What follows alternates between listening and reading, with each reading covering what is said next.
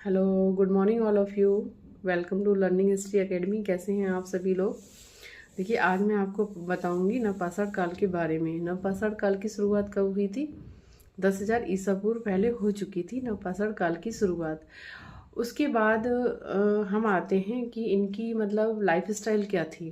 देखिए, खेती की शुरुआत हो चुकी थी, कृषि करने लगे थे, पौधों को उगाने लगे थे, भोजन उत्पादन करने लगे थे ये।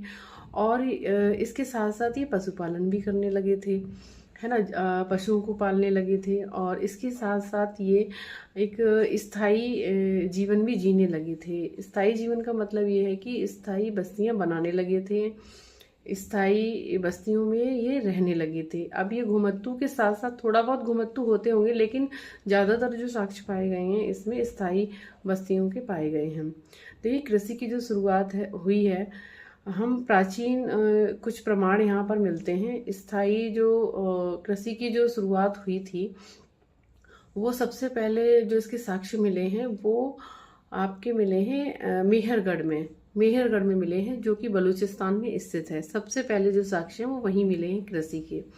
और इसके साथ साथ मैं बता दूं कि इनका जो सामाजिक और धार्मिक जीवन कैसा था। यहाँ पर ये पूजा भी करने लगे, इसकी मातृ देवी की पूजा भी करने लगे थे। इसके साथ साथ इन लोगों का कहना ये था, ऐसे साक्ष्य मिले हैं कि मृत्यु के बाद भी जीवन होता है।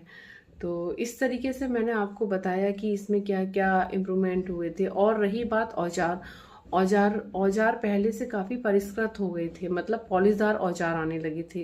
काफ़ी सुधार हुआ था औजारों में, और उन औजारों का प्रयोग ये खेती में करते थे और अन्य कामों के लिए भी करते थे। इस तरीके से मैंने आपको इस नवपाषाण काल में बताया कि खेती की शुरुआत हो गई थी, खेती करने लगे थे लोग, पशुपालन भी करने लगे थे लोग, और इनका सामाजिक और धार्मिक जीवन भी था।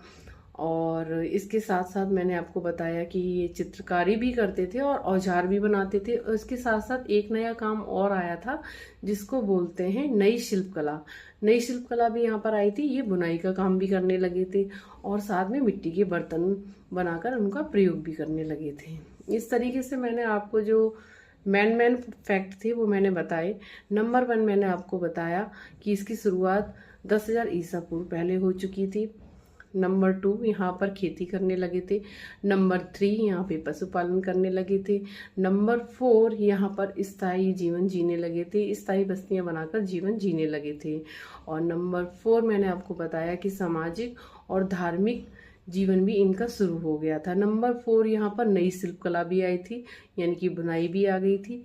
इस तरीके से मैंने आपको जो बताए मैन फैक्ट,